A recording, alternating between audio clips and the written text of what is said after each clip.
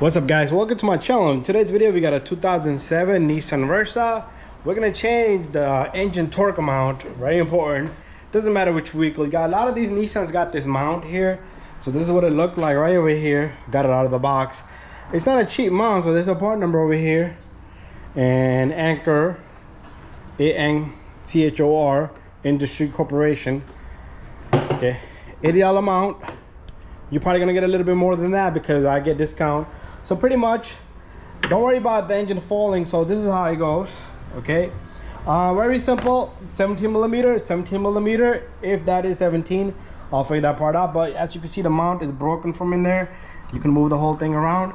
So the engine is kind of bouncing back and forth. Very simple and an easy job. I'm going to show you guys step by step.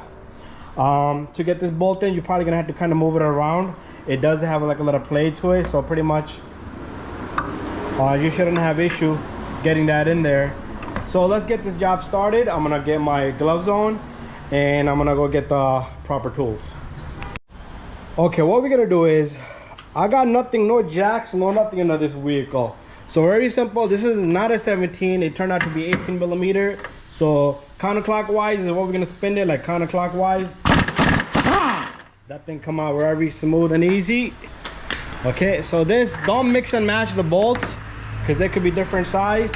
So same thing here, we're gonna go up, meaning counterclockwise, and that's how simple this is to change this baby.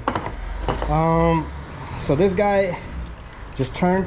It has a washer on it. Don't lose that washer. There's no washer on the opposite side. And this thing simply gonna come right off. That's how simple this is to change this little guy. No issues doing this. So very important you change this mount. We're gonna toss that out. We're gonna take this mount. So what I like to do here is I like to put this bolt in, and don't tighten it yet. Okay, all I want to do is catch the threads, and that's all I want to do, catch the threads.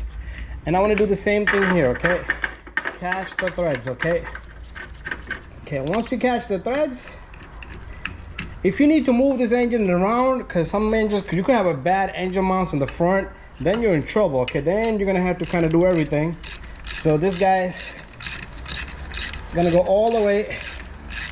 Very simple and easy. Okay, if you got power tools, bang it out with the power tools.